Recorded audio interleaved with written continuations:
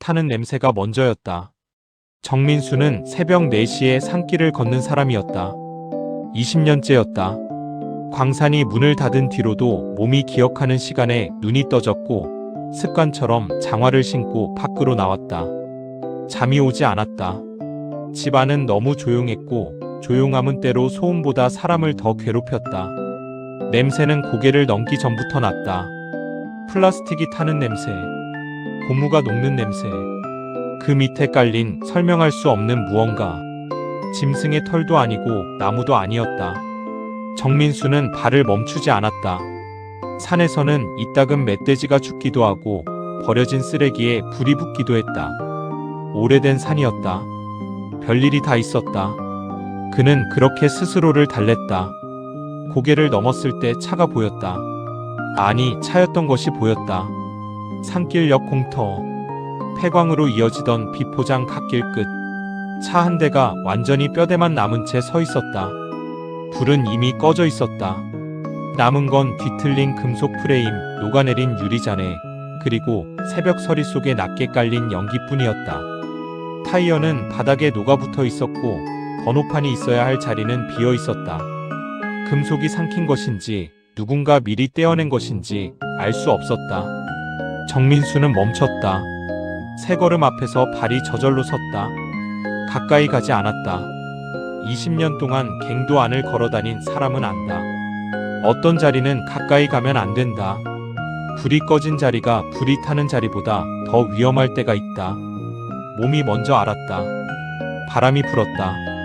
연기가 정민수 쪽으로 흘렀다.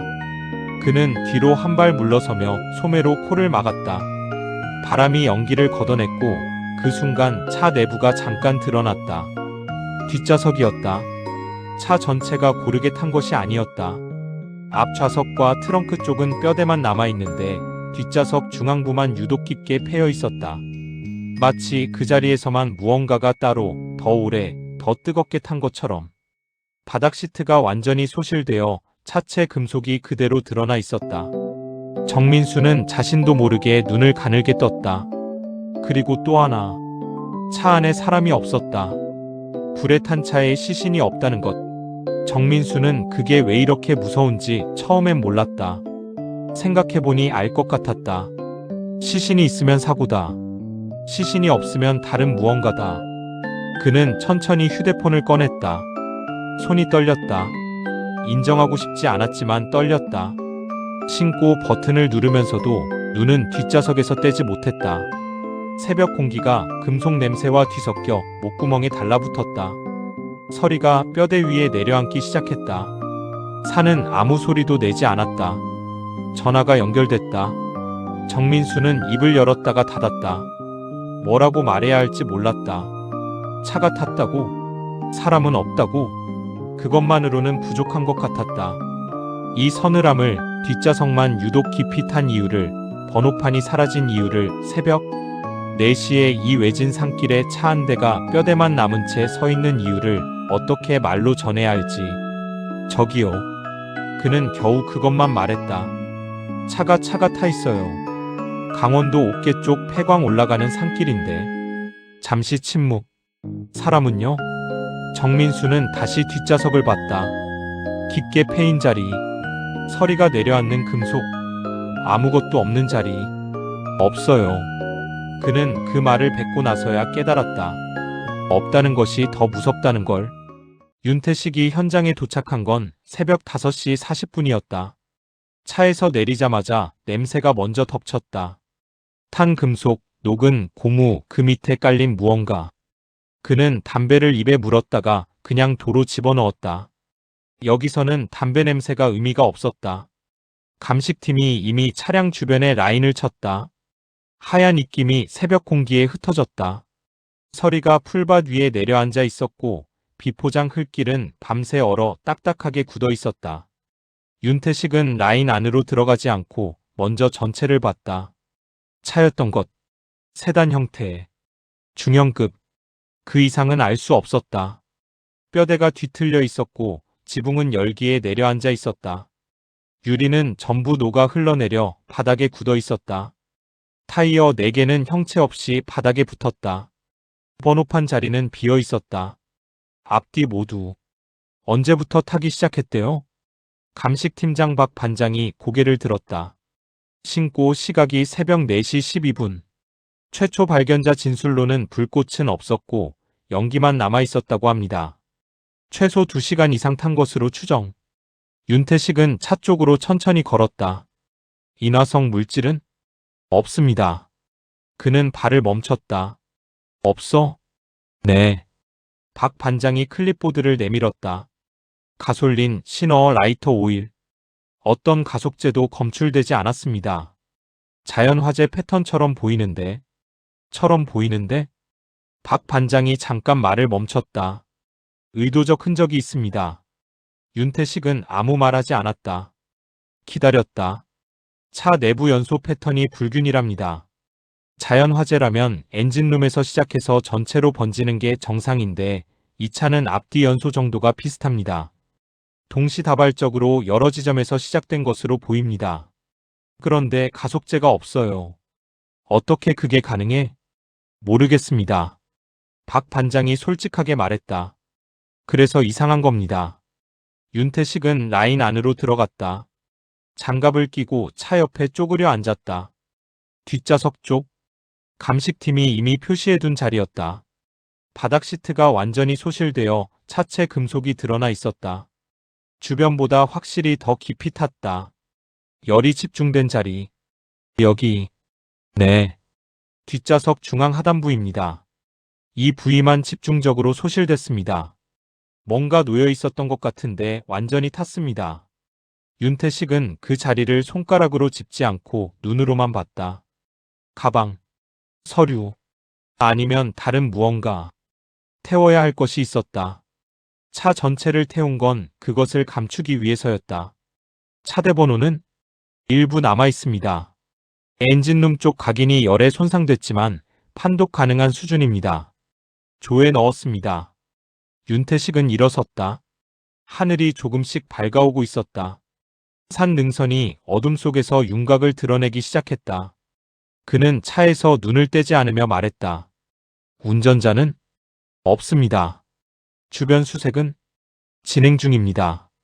그는 담배를 꺼냈다. 이번엔 불을 붙였다. 연기를 깊이 들이마셨다가 천천히 내뱉었다. 탄 냄새와 담배 연기가 섞였다. 인화성 물질 없이 탔다. 뒷좌석만 집중 소실됐다. 번호판은 사라졌다. 사람도 없다. 사고가 아니었다. 그렇다고 단순 방화도 아니었다. 누군가 무언가를 없애려 했다. 차를, 번호판을, 뒷좌석에 그것을, 그리고 사람을 어디론가 데려갔거나 아니면 다른 곳에 버렸거나. 무전기에서 소리가 났다. 팀장님, 차량 조회 결과 나왔습니다. 윤태식이 무전기를 들었다. 서울 마포구 소재의 렌터카 업체 차량입니다. 사흘 전 대여자 성명 김도연. 현재 연락 두절입니다. 바람이 불었다. 서리가 뼈대 위에서 부서졌다. 무전이 들어온 건 오전 7시 20분이었다. 팀장님, 차량 발견 지점에서 북동쪽으로 약 1km. 계곡 하단부에서 시신 발견됐습니다. 윤태식은 담배를 발로 밟았다.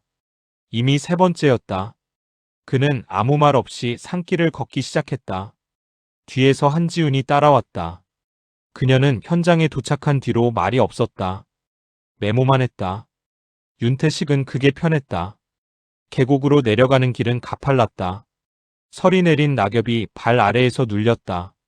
바위에 이끼가 끼어 있었고 물소리는 들리지 않았다. 늦가을 계곡은 말라 있었다. 바닥에 돌만 남아 있었다. 시신은 계곡 바닥 바위 옆에 있었다. 엎드린 자세였다. 남성. 외투는 없었다.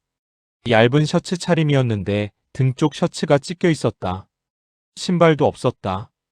양말만 신은 발이 바위에 걸쳐 있었다. 윤태식은 시신 옆에 쪼그려 앉았다. 가까이서 보니 셔츠 색이 달랐다. 검붉게 배어 있었다. 머리. 감식관이 고개를 끄덕였다. 두부 집중 타격입니다. 후두부에서 두정부까지. 둔기로 반복 가격한 흔적입니다. 몇 회? 현장 육안 추정으로는 20회 이상입니다. 정확한 건 부검 후에.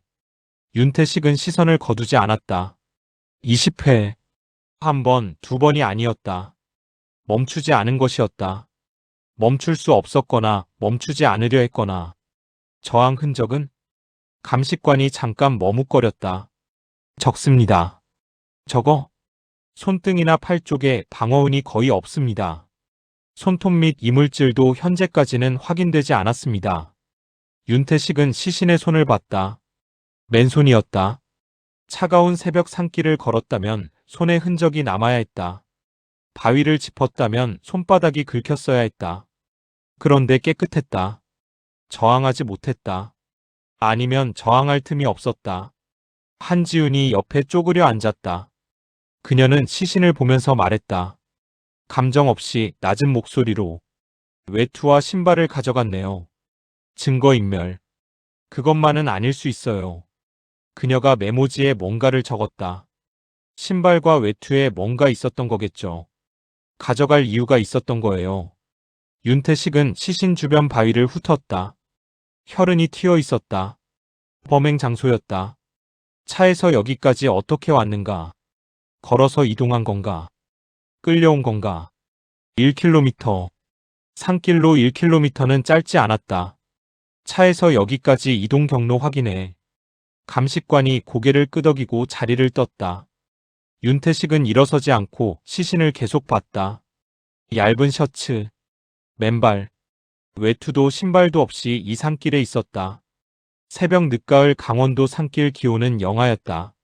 죽기 전에 이미 얼어 있었을 것이다. 신원은 차량 대여자 김도영과 동일인으로 추정됩니다. 지갑은 없지만 셔츠 안쪽 라벨에 이니셜이 있습니다. K, D, H, 김도연. 서울에서 렌터카를 빌려 강원도 외곽 폐광촌 산길까지 왔다. 외투와 신발을 빼앗겼다. 차는 1km 떨어진 곳에서 전소됐다. 머리를 20회 이상 가격당했다. 저항 흔적은 거의 없다. 윤태식은 천천히 일어섰다. 왜 저항하지 않았는가? 못한 것인가 안 한 것인가? 아니면 알고 있었던 것인가? 이렇게 될 것을. 바람이 계곡으로 내려왔다. 낙엽이 시신 위로 떨어졌다. 윤태식은 그것을 치워주지 않았다. 감식이 끝나지 않았으니까. 그는 뒤돌아 산길을 올려다봤다. 1km. 누군가 이 길을 걸었다. 혼자 혹은 둘이서. 그리고 한 명만 돌아갔다. 톨게이트 직원 이름은 박선영이었다. 28. 야간 근무 사흘째. 윤태식이 찾아갔을 때 그녀는 교대를 막 마치고 휴게실에 앉아 있었다. 종이컵에 자판기 커피를 들고 있었는데 윤태식이 신분증을 내밀자 컵을 내려놓았다. 손이 약간 떨렸다. 앉아 계세요. 윤태식은 맞은편에 앉았다. 한지우는 옆에 섰다. 메모지를 꺼냈다.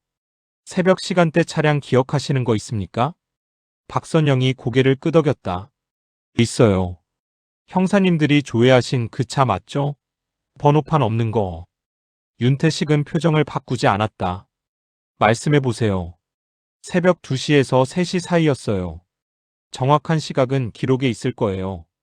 그녀가 두 손을 무릎 위에 올렸다. 번호판이 이상했어요. 뒷판이 진흙으로 덮여 있었거든요. 일부러 그런 건지 아닌지는 모르겠는데 판독이 안 됐어요. 통상적으로는 그냥 통과시키거든요. 근데 그날은 그녀가 잠깐 말을 멈췄다. 창문을 봤어요. 습관적으로 운전석 쪽을 보는데 운전석은 그냥 평범했어요. 남자, 모자 쓰고. 근데 한지훈이 조용히 물었다. 뒷좌석이요? 박선영이 그녀를 봤다. 어떻게 아셨어요? 한지훈은 대답하지 않았다. 뒷좌석에 사람이 있었어요. 박선영이 천천히 말했다. 창문이 살짝 내려져 있었거든요. 거의 안 내려진 거였는데 안이 보였어요. 뒷좌석 오른쪽 사람이 앉아 있었어요. 인상차게 검은 코트였어요. 두꺼운 거. 모자는 없었고 얼굴은 정면을 보고 있었는데 그녀가 멈췄다. 계속하세요. 저랑 눈이 마주쳤어요. 윤태식이 처음으로 몸을 앞으로 기울였다. 눈이 마주쳤을 때 어땠습니까? 박선영은 커피컵을 다시 집었다가 내려놓았다. 그냥 봤어요. 저를. 근데 아무 표정이 없었어요. 놀라지도 않고 시선을 피하지도 않고 그냥 그녀가 적당한 단어를 찾는 것 같았다. 계산된 것 같았어요. 제가 보든 말든 상관없다는 것처럼. 한지훈이 메모지에 뭔가를 적었다. 손은 보셨습니까? 윤태식이 물었다. 박선영이 고개를 들었다. 손이요? 차 창문 쪽으로 손이 보이진 않았습니까? 그녀가 기억을 더듬는 것 같았다. 눈이 잠깐 허공으로 갔다. 휴게실은 조용했다. 자판기가 낮게 윙윙거렸다. 봤어요. 목소리가 낮아졌다. 창문턱에 손을 올리고 있었어요. 오른손이었는데. 윤태식은 기다렸다. 박선영이 천천히 말을 이었다. 엄지가 없었어요. 오른손 엄지손가락이. 첫 번째 마디부터 없었어요. 그게 계속 눈에 걸렸어요. 차가 지나가고 나서도 한참을. 휴게실이 조용해졌다. 윤태식은 의자 등받이에 기대지 않았다. 한지우는 메모를 멈췄다. 그 차가 간 방향이요. 윤태식이 말했다. 강릉 쪽입니까? 내륙 쪽입니까? 내륙이요. 박선영이 즉시 답했다. 근데 그게 이상했어요. 그쪽으로 가면 폐광 쪽 산길밖에 없거든요. 새벽에 거기 갈 일이 뭐가 있겠어요. 윤태식은 자리에서 일어났다. 감사합니다. 그는 더 묻지 않았다. 휴게실을 나오면서 한지훈과 눈이 마주쳤다. 그녀가 먼저 말했다. 운전자가 아니에요. 윤태식은 문을 열었다. 알아. 찬 바람이 들어왔다. 검은 코트. 오른손 엄지 없는 남자. 새벽 2시 내륙 방향. 폐광산길. 그리고 뒷좌석. 운전석이 아니라 뒷좌석. 차량 이동 경로가 복원된 건 오후 2시였다. 톨게이트 기록, 도로 CCTV, 인근 편의점 외부 카메라. 윤태식은 수사대 화이트보드 앞에 서서 점선으로 이어진 경로를 봤다. 서울 마포구 렌터카 업체 출발. 경부고속도로 진입. 여기까지는 정상이었다. 그 다음부터가 아니었다. 영동고속도로로 빠졌다가 다시 올라왔습니다. 담당 형사 이준혁이 지도를 짚었다. 여기서 국도로 내려와서 여기서 다시 고속도로.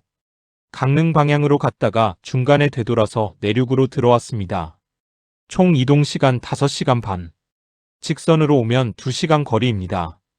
윤태식은 경로를 손가락으로 짚지 않고 눈으로만 따라갔다. 목적지가 처음부터 폐광촌이었다면 이렇게 움직일 이유가 없다. 네. 그래서 두 가지 가능성입니다.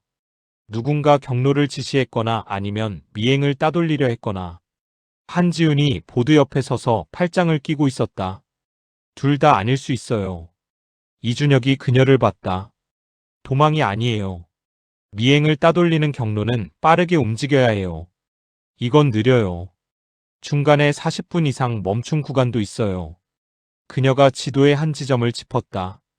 시간을 끌었어요. 약속 시간이 정해져 있었던 거예요.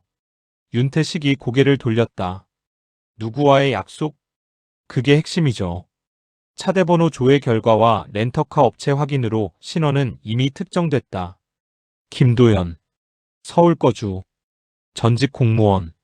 현재는 무직. 가족 없음. 그런데 렌터카 계약서에 목적지 기재가 없었다. 업체 직원은 그냥 넘겼다고 했다. 흔한 일이라고. 윤태식은 그 부분에 밑줄을 그었다. 목적지를 쓰지 않았다. 쓰기 싫었거나 쓸 수 없었거나. 최강우 현재 위치는. 이준혁이 서류를 넘겼다. 강원도 정성군 거주 확인됐습니다. 사건 현장에서 차로 20분 거리입니다. 오늘 오전 자택 확인했는데 재택 중입니다. 가자. 최강우의 집은 산 중턱 낡은 단층 건물이었다. 페인트가 벗겨진 벽. 녹슨 함석 지붕. 마당에 잡초가 무릎까지 자라 있었다.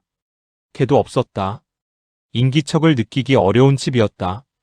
윤태식은 대문 앞에서 잠깐 섰다가 노크 대신 목소리를 높였다. 최강우 씨. 형사입니다. 30초쯤 지났다. 문이 열렸다. 남자가 나왔다. 50대 초반. 키는 평균. 머리카락이 고르지 않게 자라 있었고 면도를 며칠째 안 한 것 같았다. 낡은 점퍼를 걸치고 있었다. 눈이 작고 깊었다. 감정이 읽히지 않는 눈이었다. 윤태식은 그의 오른손을 봤다. 점퍼 소매 아래로 손이 보였다. 오른손. 엄지손가락이 없었다. 첫 번째 마디부터 뭉툭하게 아문자리가 소매 끝에 걸렸다. 무슨 일입니까? 목소리는 낮고 건조했다. 놀란 기색이 없었다. 형사가 찾아왔는데 놀라지 않았다. 윤태식은 그것을 기억해뒀다. 어젯밤 어디 계셨습니까? 최강우가 윤태식을 봤다. 한지훈을 봤다. 다시 윤태식을 봤다. 집에 있었습니다. 혼자요? 네. 증명할 수 있습니까? 짧은 침묵. 없습니다. 윤태식은 그의 오른손에서 시선을 거두지 않았다. 최강우는 손을 소매 안으로 집어넣지 않았다. 숨기려 하지 않았다. 오래전에 숨기는 걸 포기한 사람처럼. 잠깐 같이 가주셔야겠습니다. 최강우는 대답하지 않았다. 잠시 허공을 봤다. 그러다 고개를 끄덕였다. 점퍼 지퍼를 올리고 문을 잠갔다. 열쇠를 주머니에 넣는 손이 왼손이었다. 오른손은 계속 주머니 밖에 있었다. 윤태식은 앞서 걸으며 생각했다. 이 남자는 이미 알고 있다. 무엇 때문에 왔는지.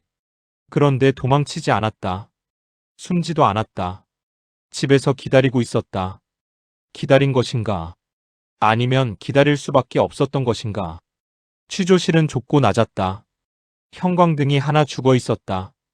남은 등 하나가 미세하게 깜빡였다.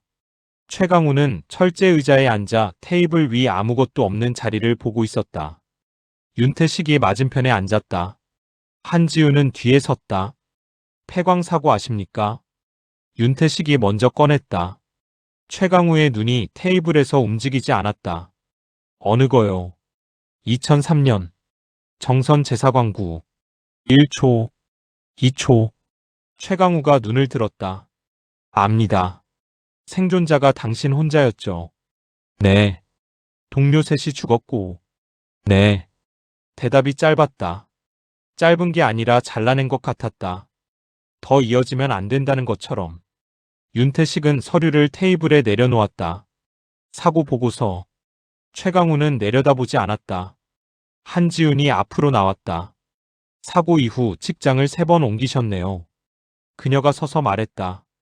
마지막 직장은 2009년. 그 뒤로는 기록이 없어요. 일 안 했습니다. 생활은요. 버텼습니다. 한지훈이 그를 잠시 봤다. 최강우는 시선을 피하지 않았다. 그녀는 다시 메모지로 눈을 내렸다. 김도연이라는 이름 아십니까? 최강우가 대답하지 않았다. 윤태식이 기다렸다. 한지훈도 기다렸다. 취조실이 조용했다. 형광등이 깜빡였다. 모릅니다. 윤태식은 서류를 한 장 넘겼다. 통화 기록. 사건 당일 김도연 번호로 수발신 기록이 없습니다. 아는 사람이라면 연락이 있어야 하는데 모르는 사람이니까 없는 거죠. 강원도 외곽 폐광촌 산길에 서울서 내려온 렌터카가 전소됐습니다. 그 근처에서 시신이 발견됐어요. 당신 집에서 차로 20분 거리입니다. 최강우는 대답하지 않았다. 윤태식은 자리에서 일어나 한지훈과 취조실을 나왔다. 복도. 한지훈이 먼저 말했다. 준비된 사람이에요. 범행이 준비됐다는 거야, 취조가 준비됐다는 거야. 둘 다요. 그녀가 메모지를 봤다. 이동 경로 다시 보면요. 출발부터 현장까지 5시간 반이에요. 그 안에 40분 정차 구간이 2군데예요. 불규칙해요. 불안한 사람은 멈추지 않아요. 계속 움직여요. 이건 반대예요. 기다린 거다. 지시를 받았거나 스스로 타이밍을 조율했거나. 그녀가 메모지에 선을 그었다. 피해자 김도연이 경로를 조율한 거예요. 이 이동은 도착을 위한 게 아니라 시간을 맞추기 위한 거였어요. 윤태식은 취조실 유리 너머를 봤다. 최강우가 같은 자리에 앉아 있었다. 테이블 위 아무것도 없는 자리를 보면서 오른손이 테이블 위에 올라와 있었다. 엄지 없는 손이 형광등 불빛에 드러나 있었다. 폐광 사고 자료 다시 뽑아. 한지훈이 고개를 들었다. 2003년 정선 제사광구, 사고 경위서, 조사관 명단, 생존자 진술 전부 관련 있다고 보시는 거예요? 윤태식은 대답하지 않았다. 최강우는 움직이지 않았다. 테이블만 봤다. 그 눈이 윤태식이 계속 마음에 걸렸다. 놀라지 않은 눈. 형사가 찾아왔는데 폐광 사고 얘기를 꺼냈는데 흔들리지 않은 눈. 두 가지 경우였다. 아무것도 모르거나 아니면 이미 다 각오한 것이거나. 윤태식은 후자라고 생각했다. GPS 복원 결과가 나온 건 저녁 6시였다. 이준혁이 프린트를 들고 뛰어왔다. 윤태식은 서류를 받아 첫 줄부터 읽었다. 읽다가 멈췄다. 이게 맞아? 네. 2번 확인했습니다. 차량 GPS가 조작된 흔적이 있었다. 그런데 시점이 문제였다. 사건 당일이 아니었다. 사건 사흘 전 렌터카 출발 이전부터 이미 조작돼 있었다.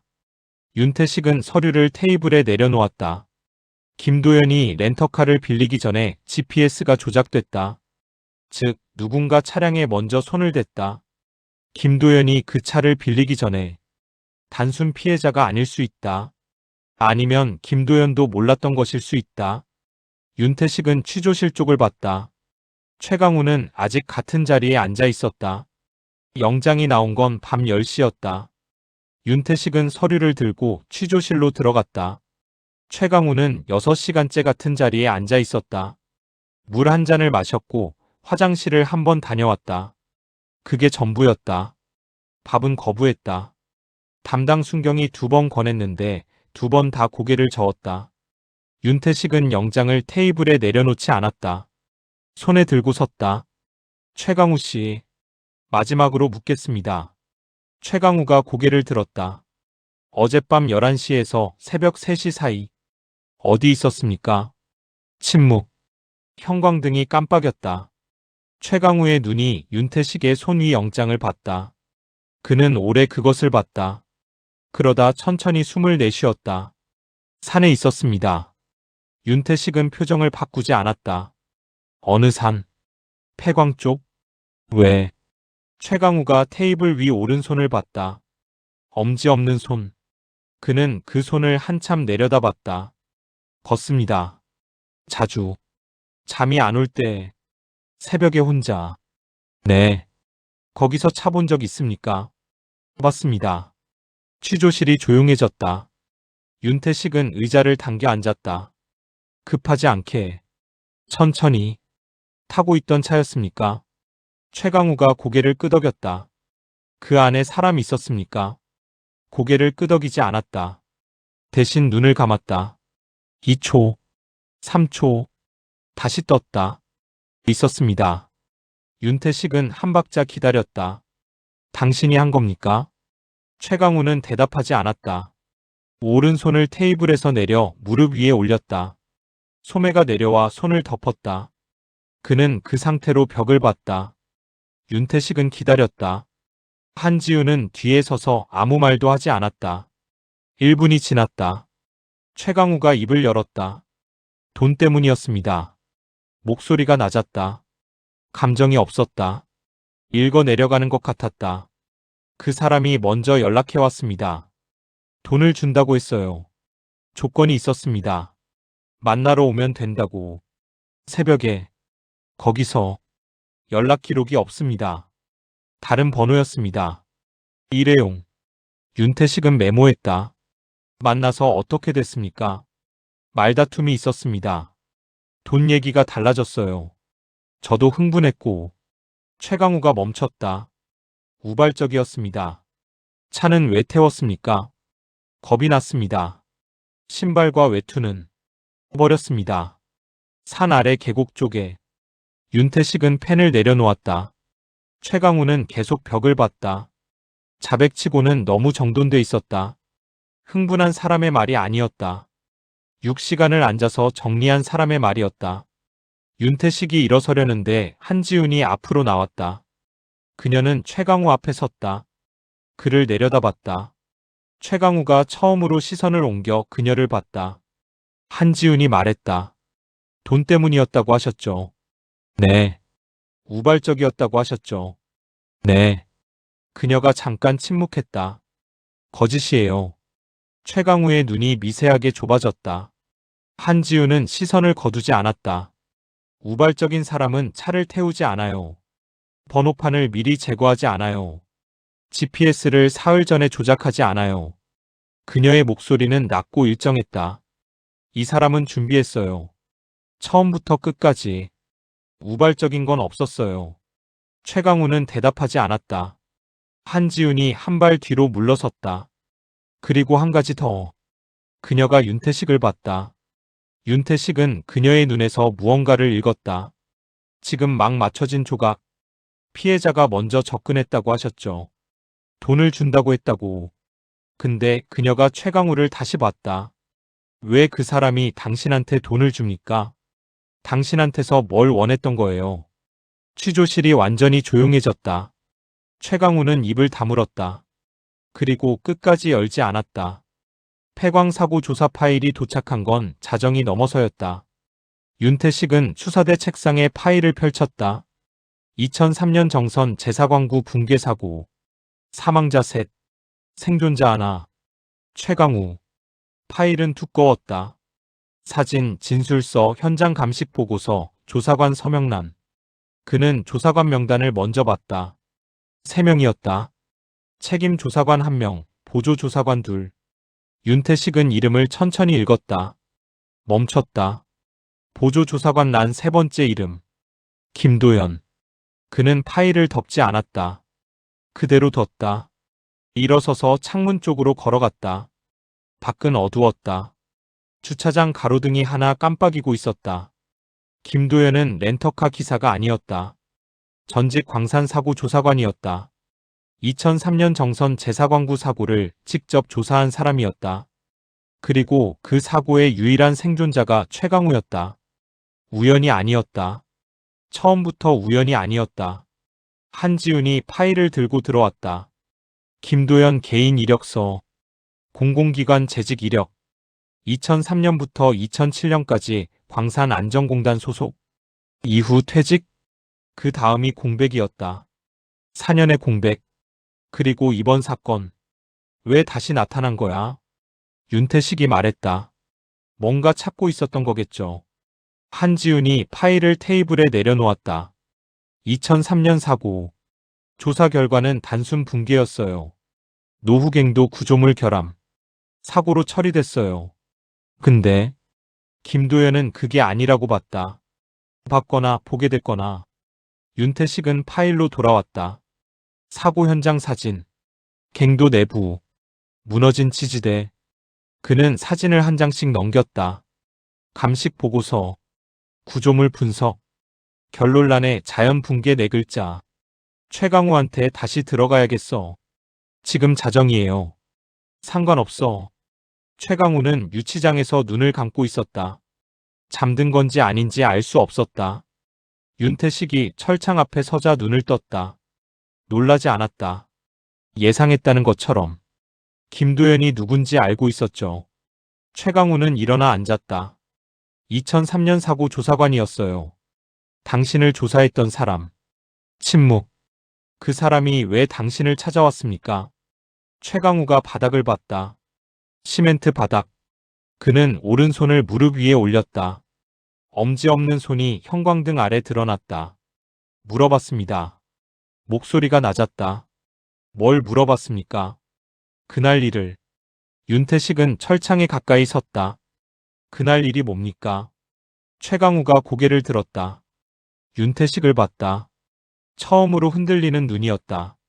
아주 잠깐. 1초도 안 됐다. 그리고 다시 닫혔다. 변호사 부르겠습니다. 윤태식은 물러서지 않았다. 최강우 씨. 변호사 부르겠습니다. 더 이상 말이 없었다. 윤태식은 유치장을 나왔다. 복도를 걷다가 멈췄다. 한지훈이 뒤따라 나왔다. 흔들렸어요. 그녀가 말했다. 그날 일 얘기할 때 봤어. 2003년 사고. 단순 붕괴가 아닐 수 있어요. 한지훈이 팔짱을 끼었다. 김도연이 찾으러 온 게 있었어요. 최강우한테서. 그게 뭔지 알아야 해요. 윤태식은 복도 끝 창문을 봤다. 밖은 여전히 어두웠다. 새벽 1시. 산 어딘가에서 바람 소리가 들리는 것 같았다. 들릴 리 없는데. 김도연 유품 다시 봐야겠어. 감식실에 있어요. 지금 가. 그는 먼저 걸었다. 한지훈이 따라왔다. 복도가 길었다. 형광등이 줄지어 켜져 있었다. 윤태식은 걸으면서 생각했다. 김도연은 조사관이었다. 사고를 조사했고 뭔가를 발견했거나 발견하지 못했다. 그리고 10여 년이 지나 다시 나타났다. 렌터카를 빌렸다. 목적지를 쓰지 않았다. 돌아오지 않았다. 그가 찾으러 간 것, 최강우가 끝까지 말하지 않는 것 같은 것이었다. 김도연의 유품은 많지 않았다. 지갑 없음, 휴대폰 없음, 외투 없음, 신발 없음. 감식실 트레이 위에 남은 건 셔츠 한 벌, 벨트, 그리고 비닐백 하나였다. 비닐백 안에 든 것은 셔츠 안쪽 주머니에서 나온 것들이었다. 반으로 접힌 종이 한 장, 볼펜 하나, 그리고 손가락 한마디만 한 소형 녹음기. 윤태식은 녹음기를 집었다. 열기에 외부가 그을려 있었다. 뒷좌석 집중소실 구역 근처에서 발견됐다는 메모가 붙어 있었다. 완전히 타지 않은 건 주머니 안에 있었기 때문이었다. 내부 메모리는 손상됐지만 복원 가능하다는 감식 소견이 첨부돼 있었다. 복원 얼마나 걸려? 담당 감식관이 고개를 들었다. 이미 넣어놨습니다. 1시간 안에 나올 겁니다. 윤태식은 녹음기를 내려놓지 않고 들고 있었다. 접힌 종이를 펼쳤다. 손으로 쓴 메모였다. 글씨가 작고 빠르게 쓰여 있었다. 날짜, 이름, 숫자들. 그는 메모를 천천히 읽었다. 날짜는 2003년이었다. 이름 3개. 박철수, 이명규, 한상진. 윤태식은 그 이름들을 기억했다. 정선 제사광구 사고 사망자 명단. 3명. 전부였다. 그 아래 줄에 다른 글씨체로 적힌 한 줄. 4번째. 윤태식은 종이를 테이블에 내려놓았다. 한지훈이 사고 파일을 다시 펼쳤다. 사망자가 셋이에요. 박철수, 이명규, 한상진. 생존자 최강우. 그녀가 손가락으로 짚었다. 근데 당일 입갱 기록을 보면 그녀가 멈췄다. 윤태식이 고개를 돌렸다. 당일 입갱 인원이 5명이에요. 5? 네. 근데 사망자 셋, 생존자 하나. 4시예요. 한지훈이 파일을 넘겼다. 나머지 1명은 사고 전에 갱도를 나왔다고 기록돼 있어요. 조기 퇴근. 서명도 있어요. 이름은. 한지훈이 파일을 가까이 당겼다. 읽었다. 잠깐 멈췄다. 오재원. 윤태식은 그 이름을 처음 들었다. 어디 있어 지금? 찾아야죠. 그는 이준혁에게 전화를 걸었다. 자정이 넘었지만 이준혁은 받았다. 오재원. 2003년 정선 제사광구 입갱자. 지금 당장 소재 파악해. 전화를 끊었다. 한지훈이 말했다. 김도연이 찾던 게 이 사람일 수 있어요. 최강우가 알고 있었겠지. 알고 있었을 거예요. 그래서 말 못하는 거고. 윤태식은 창문을 봤다. 새벽 2시. 밖은 아직 어두웠다. 4번째. 사망자도 생존자도 아닌 4번째 사람. 사고 전에 나왔다는 사람. 기록에 이름만 남은 사람. 녹음기 복원이 완료된 건 새벽 2시 반이었다. 감식관이 노트북을 들고 왔다. 윤태식과 한지훈이 화면 앞에 섰다. 파일이 하나였다. 재생시간 4분 12초. 감식관이 재생 버튼을 눌렀다. 잡음이 먼저 나왔다. 차 안 소리였다. 엔진 소리, 바람 소리, 누군가 숨 쉬는 소리, 그리고 목소리가 들렸다. 남자. 낮고 차분했다. 녹음 시작합니다. 2011년 11월 4일 새벽 동석자 최강우 씨. 김도연의 목소리였다. 최강우 씨. 2003년 사고. 다시 물어보겠습니다. 차 안이 조용했다. 최강우의 대답이 들렸다. 낮고 짧았다. 이미 다 말했습니다. 아니요. 김도연의 목소리가 낮아졌다. 말 안 한 게 있어요. 저도 압니다. 오래 걸렸어요. 8년 걸렸어요. 근데 이제 알 것 같아요. 침묵. 그날 입갱자가 5명이었어요. 오재원이 먼저 나왔어요. 사고 나기 20분 전에. 근데 그 사람 혼자 살아나온 게 잡음이 끼었다. 윤태식은 몸을 앞으로 기울였다. 잡음이 거쳤다. 김도연의 목소리가 다시 들렸다. 그날 셋 다 죽은 게 아니었죠? 누군가 일부러. 녹음이 끊겼다. 감식관이 다시 재생했다. 같은 자리에서 같은 방식으로 끊겼다. 그 다음은 없었다. 취조실이 완전히 조용해졌다. 윤태식은 일어서지 않았다. 한지훈도 움직이지 않았다. 노트북 화면에 재생바가 끝에 가 있었다. 폐광 사고는 사고가 아니었다. 셋이 죽은 게 아니라 셋을 죽인 것이었다. 그리고 오재원은 알고 있었다. 최강우도 알고 있었다. 김도연은 그것을 캐러 갔다가 돌아오지 못했다. 최강우는 끝까지 입을 열지 않았다. 변호사가 왔고 그 뒤로는 단답형도 없었다. 윤태식은 3번 더 들어갔다. 3번 다 같은 결과였다. 최강우는 테이블을 봤다. 오른손을 무릎 위에 올렸다. 아무 말도 하지 않았다. 오재원의 소재는 파악되지 않았다. 주민등록 말소. 마지막 주소지 강원도 태백. 2007년 이후 기록 없음. 윤태식은 추사대 책상에 앉아 파일을 덮었다. 창밖이 조금씩 밝아오고 있었다. 산 능선이 어둠 속에서 윤곽을 드러냈다. 새벽 5시. 그는 자리에서 일어서지 않았다. 김도연은 조사관이었다. 2003년 사고를 조사했고 뭔가를 놓쳤다는 걸 알았고 8년이 지나 다시 찾아갔다. 최강우를 찾아갔다. 차 안에서 녹음을 했다. 그리고 돌아오지 못했다. 최강우는 우발적이었다고 했다. 한지훈은 거짓이라고 했다. 윤태식은 둘 다 맞다고 생각했다. 살인은 그 순간 폭발한 것이었다. 8년 동안 혼자 묻고 살던 것이 누군가의 입에서 다시 꺼내지는 순간. 그건 우발적이었다. 하지만 그 이유는 아니었다. 차를 태웠다. 경로를 조작했다. GPS를 미리 건드렸다. 그건 계획이었다. 문제는 최강우가 아니었다. 오재원이었다. 그리고 2003년 그날 갱도 안에서 실제로 무슨 일이 있었는가. 윤태식은 파일을 다시 펼치지 않았다. 창밖을 봤다. 능선이 더 선명해졌다. 새벽이 오고 있었다. 이 사건은 끝난 게 아니다. 단지 더 깊은 곳으로 묻혔을 뿐이다.